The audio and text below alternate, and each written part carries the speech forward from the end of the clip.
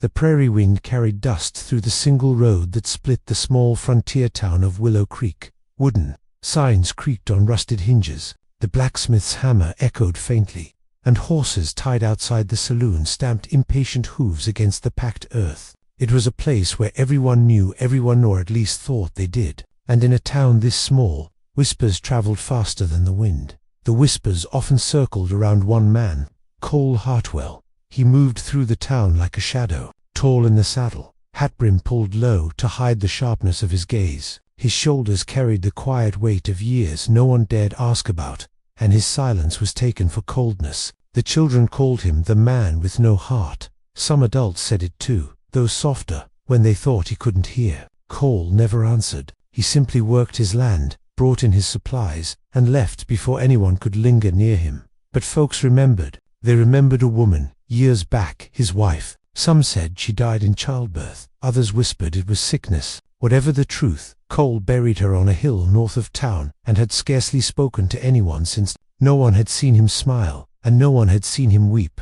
Grief had hardened him, and loneliness carved its lines deep into his face.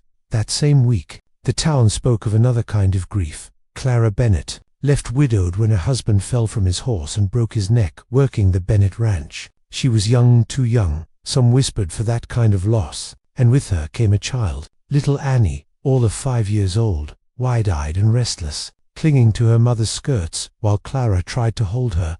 Whirled together with bare hands, Clara bore her sorrow differently than Cole. She forced a smile when people offered pity. Though her eyes betrayed her, she faced down the banker who reminded her of debts, fixed fences with splintered hands, and sang softly to Annie at night. Though her voice trembled, she carried dignity like armor, though nights were colder, and days heavier. It was at the general store their worlds brushed. Cole stood at the counter, buying flour, coffee, and tobacco. His hat shaded most of his face, but his presence filled the room all the same. He rarely spoke, answering the shopkeeper with nods, more than words. The bell over the door jingled, and Clara stepped in, guiding Annie by the hand. She looked worn but proud, her shawl patched at the edges, her chin lifted against the weight of curious stares. Annie tugged free, darting toward a display of penny candy, her laughter spilling like sunlight in a dim room.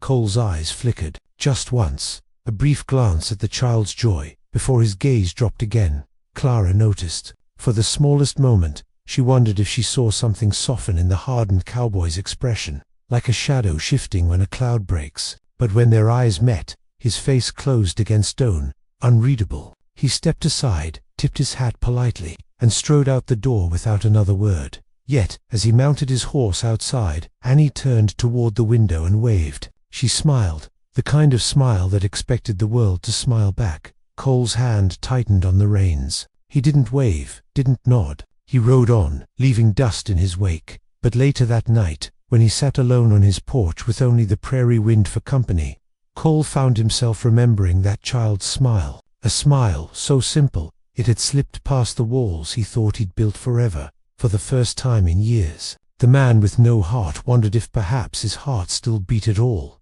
The Bennett ranch lay just beyond the edge of town, a stretch of land Clara once believed would be her family's future. Now it felt like a battlefield each day, a skirmish between survival and surrender. That dawn, Clara rose before the rooster crowed. She pulled water from the well, chopped wood, though the axe felt too heavy for her slim arms, and tended the small vegetable patch her husband once kept. Annie followed sleepily, hair tangled, rubbing her eyes. Clara pressed a kiss to her daughter's forehead, forcing a cheerfulness she didn't feel. "Look there," she said softly, pointing to the garden. "Beans are coming in strong. We'll be eating hearty soon." But the soil was thin, the stalks weak. Clara knew it wouldn't be enough. By midday, she labored under the sun, mending fences, milking the lone cow, stitching clothes by lamplight when the chores were done. At night, when Annie slept curled in her blanket, Clara would sit at the table, staring at the ledger book. The columns of numbers never changed, no matter how she willed them.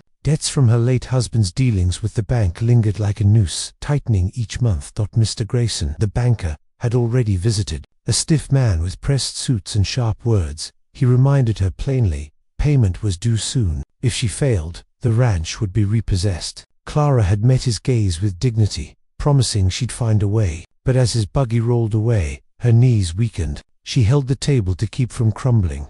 Neighbors offered help in polite fragments, a basket of eggs here, a few hours' labor there, but they, too, struggled. This was frontier life, generosity balanced against survival. Clara refused outright charity. Pride was her last defense. But pride could not stop storms.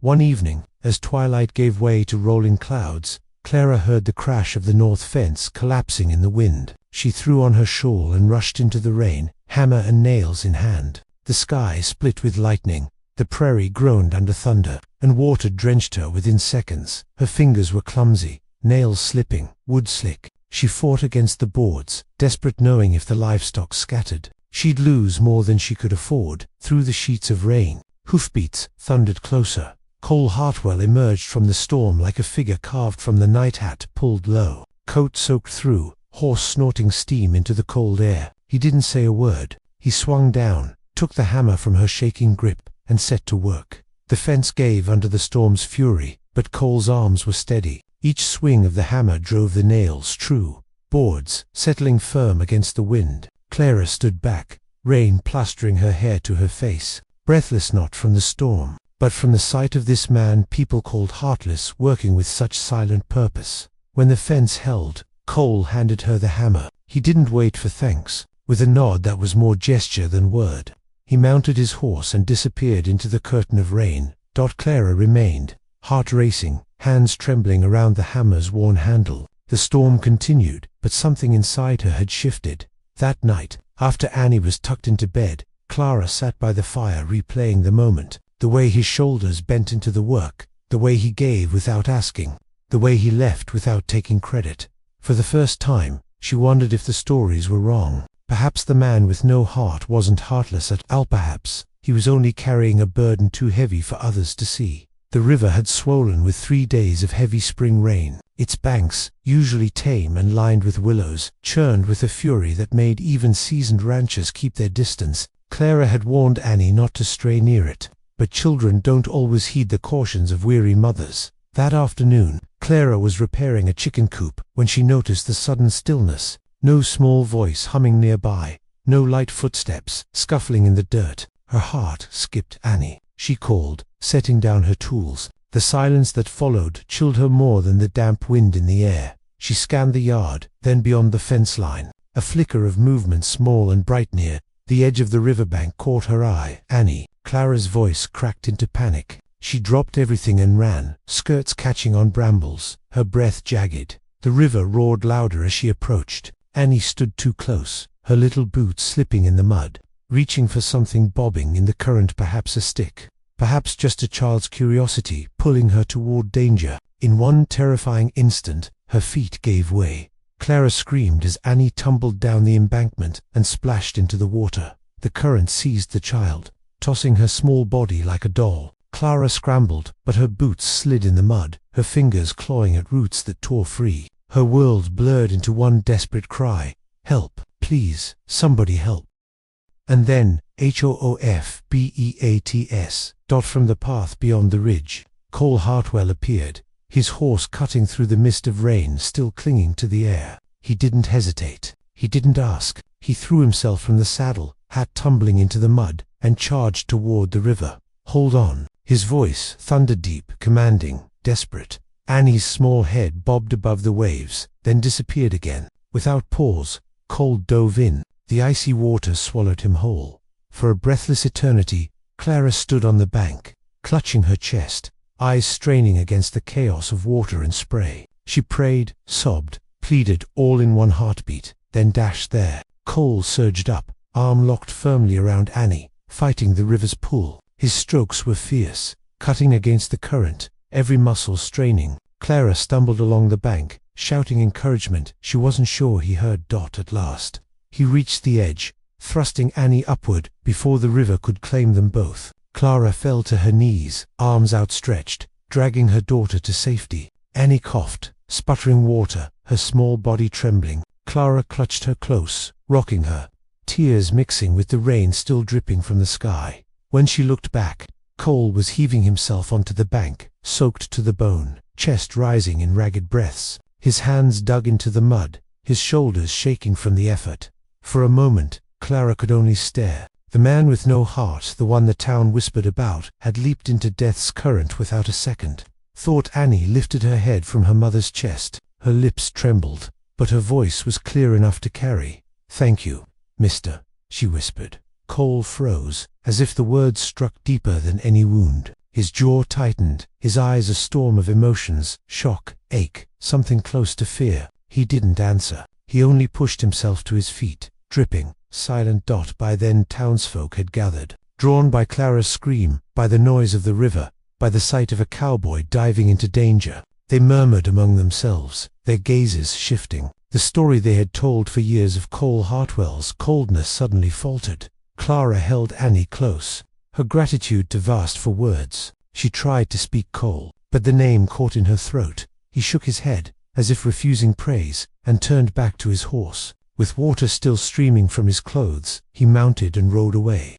vanishing before anyone could stop him. The crowd's whispers followed. "Maybe he ain't so heartless after all. Did you see the way he jumped in? That little girl owes him her life." That night, Clara tucked Annie into bed with trembling hands, whispering prayers of thanks into her daughter's hair. Yet even as relief washed over her, another feeling grew: curiosity. Who was this man who had risked everything for a child not his own? Across town, Cole sat alone in his darkened cabin, his shirt still damp, his skin raw from the river's bite. He stared into the fire. Annie's voice echoed in his mind. "Thank you, mister." He pressed a calloused hand to his face, shutting his eyes. For the first time in years, he felt something crack open inside him, and it frightened him more than the river ever could. The days after the river rescue stretched long and strange. Clara couldn't forget the sight of Cole Hartwell leaping into the current, nor could she forget the look in his eyes when Annie whispered her thanks. It haunted her almost as much as it haunted him. At first, she thought that moment would remain just that, a single act of courage between two separate lives. But Cole didn't disappear as quickly as he once would have. One morning, Clara woke to the rhythmic sound of hammering outside. She rushed from the house, hair undone, heart pounding. There was Cole, high on the barn roof, replacing shingles that the last storm had torn loose. "Mr. Hartwell," she called, startled. "You don't need to." He didn't look down. "Roof won't hold another rain." His voice was steady. "Matter, fact." Clara stood awkwardly, torn between pride and gratitude. By the time she opened her mouth again, he had driven another nail home, and moved on as if the conversation were closed. The pattern repeated. A cord of wood stacked by her porch one evening, a broken hinge on the chicken coop mended before dawn, the handle of her water pump replaced, smooth and sturdy. Each gift was given silently, no knock, no word, no expectation. At first, Clara bristled. Charity scraped her raw. But soon, she noticed something. Cole never asked for thanks, never lingered to watch her reaction, never implied she owed him a debt. He simply did what needed doing and slipped away. Still, he couldn't avoid Annie. The little girl trailed after him whenever he came near, full of curiosity that even Clara couldn't dampen. "Why's your horse so big? Does he have a name? Can you really rope a calf? Do you like sugar candy?" Cole answered at first with grunts, nods, and the occasional single word. But Annie's persistence was relentless. One day, she followed him to the corral where he was repairing a saddle strap. She leaned against the fence, chin propped on her hands, and asked, "Will you show me?" He hesitated. No one had asked him to show anything in years. But Annie's eyes wide, patient, unwavering, wore him down. He handed her the needle and thread, guiding her small fingers through leather stiff with wear. "Straight through," he murmured, his large hands steadying hers. "Tight, or it'll slip." Annie giggled when the stitch held. "See, Mama, I'm a real cowboy now." Clara stood in the doorway, watching. Cole didn't see her, but she saw him, saw the way his rough edges softened under Annie's laughter, saw how his silence wasn't emptiness, but space carefully guarded. Conversations between Cole and Clara remained sparse, but when they came, they carried weight. "Dry summer, maybe," he remarked one evening, eyes on the horizon as they hauled water buckets side by side. "Too dry for beans," Clara answered, brushing hair from her damp forehead. "But the corn might hold." He nodded. The exchange was nothing, yet everything. A small bridge across the gap of loneliness. Sometimes, after chores, he'd linger a moment longer than necessary. A cup of coffee shared on the porch, steam curling in the cool morning air. Their hands brushed once when passing a tin cup, and though neither spoke of it, both felt the spark at night. Clara lay awake, staring at the ceiling beams of her small bedroom. She thought about the man the town called heartless, the same man who hammered her roof, taught her daughter stitches, and left without asking for so much as a kind word in return. She thought about his silence, and how, oddly enough, it brought her comfort. It wasn't cruelty, it was protection, a shield he'd carried so long it had become part of him. Slowly, carefully, she began to trust him, and though Cole tried to convince himself he came only to mend fences, CHOP would, or keep a widow from losing what little she had, he knew the truth ran deeper. Annie's laughter, Clara's quiet strength together, they tugged at something buried within him, something he had sworn long ago he'd never feel again. It was dangerous, this pull, dangerous and undeniable. The wind came first low, restless, carrying with it the scent of rain and the promise of trouble. By sundown, the sky had turned a bruised gray, clouds swelling like dark sails over the prairie. Clara felt it in her bones. Storms out here were no small matter. They tested every nail, every shingle, every scrap of courage. She hurried Annie inside, lighting a lantern against the early darkness, when hoofbeats cut through the howl of the wind. Cole Hartwell appeared out of the storm's edge, rain already spattering his coat. Barns to loose, he called above the rising gusts. Animals will spook. Before she could argue, he was off his horse, striding toward the corral. Together they worked against the fury of the storm, latching gates, calming the skittish cow, and covering feed sacks before the rain could ruin them. Clara's hair whipped across her face, her skirts heavy with water. Cole's hands were steady, his movements sure, as if storms could not rattle a man already weathered by worse. When the wind grew too fierce, they retreated into the house, slamming the door against the rain's pounding fists. Inside, lantern light flickered, walls creaked, and the roof groaned under the storm's weight. Annie huddled in a blanket, eyes wide, but sleep eventually claimed her. In the hush that followed, Clara and Cole sat across the small kitchen table, the storm raging around them like a beast outside their door. Silence stretched heavy, intimate until Clara's defenses cracked. "I don't know how much longer I can hold on," she whispered. Fingers knotted in her lap. "The debts, the ranch slipping away. If I lose this land, I don't know what will become of Annie." Her voice wavered, shame burning her cheeks. "Sometimes I'm so tired I can hardly breathe, but I can't let her see me falter." Cole's eyes, shadowed by the lamplight, lifted to meet hers. For a long moment, he said nothing. Then, slowly, his voice came rough, like gravel long unused. "I buried my wife on a hill north of town," he said. "She died giving birth. The child didn't make it either." Clara's breath caught. "After that," he continued, his gaze fixed somewhere beyond the walls, "there weren't no words worth saying. Folks left me be, and I let 'em, easier than feeling it all over again." His jaw tightened. "That's why they say I've no heart." The storm rattled the windows, but inside, another storm broke, the kind, made of secrets, long carried, and wounds laid bare. Clara's eyes brimmed, not just with sorrow, but with recognition. Loss was a language she understood too well. "I'm sorry," she murmured. He shook his head. "Don't need sorry, just truth. And you gave it." Their gazes held. For the first time, the silence between them wasn't distance. It was understanding, a bridge built, not by words, but by the pain both had carried too long alone. The storm finally began to fade, rain easing to a drizzle, thunder rolling into the distance. Dawn crept through the cracks of the shutters, pale and fragile but steady. Clara and Cole stepped outside into a world washed clean, the air sharp with the scent of wet earth. The barn still stood, the animals safe, the ranch battered but whole. Something else had survived the storm too, something new, fragile but undeniable. Days later, just as Clara began to breathe easier, a buggy rattled up the road. Mr. Grayson, the banker, stepped down with his polished boots and pinched expression. He tipped his hat, though his tone carried no warmth. "Double quotes, Mrs. Bennet," he said crisply.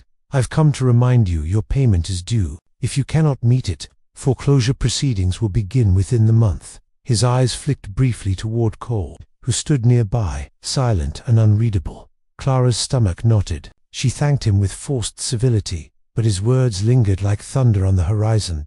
As the buggy rolled away, she glanced at Cole. His expression gave nothing away. but his presence at her side was steady, unshaken. Still, the question gnawed at her. When the storm of debt came crashing harder than any prairie gale, would Cole stand beside her, or would he retreat back into silence, leaving her to fight alone? The answer would have to wait. The prairie lay quiet after the storm, skies stretched wide and deceptively calm. Cole Hartwell sat astride his horse at the ridge above his pasture, eyes fixed on the herd grazing below. To anyone else, it was a picture of order. Cattle spread across open land, each branded with his mark, each a piece of wealth he had worked for with calloused hands and lonely years. But Cole felt only the weight of choice pressing down heavier than the saddle beneath him. He had told himself for years he owed the world nothing. No one depended on him, and he liked it that way. But now Clara's tired eyes, Annie's small hand clutching her mother's skirt, the sight of her roof patched with his own hammer strokes, those things gnawed at him. Walking away was the safer path, yet every step away from them felt like betrayal. By dusk his mind was set. He rode into town the next morning, hat pulled low, and struck a deal with the cattle broker. A dozen headgoods strong stock sold at a fair price, enough to cover Clara's debt and give her breathing room. He instructed the banker with a clipped tone, apply the payment against Clara Bennett's account, keep his name off it. Then, before questions could be asked, he turned and left. Cole thought he'd feel lighter. Instead, unease followed him like a shadow. It didn't take long for word to reach Clara. She appeared at his homestead 2 days later, skirts dusted from the long walk, Annie trailing beside her. Cole stepped onto the porch as they approached, heart thudding like hooves in his chest. "Mr. Hartwell," Clara began, her voice tight, "the banker tells me my debt's been settled. He wouldn't say by whom, but I don't need him to." Her eyes, steady and searching, fixed on his. "It was you." Cole's jaw worked, but no words came. "Why?" she pressed. He looked away, toward the line of cottonwoods by the creek. "You needed it," he muttered. "I needed a neighbor's kindness, maybe. I did not need saving done in secret." Her voice softened, though steel remained beneath it. "I don't want charity, Cole. Not from you. Not from anyone."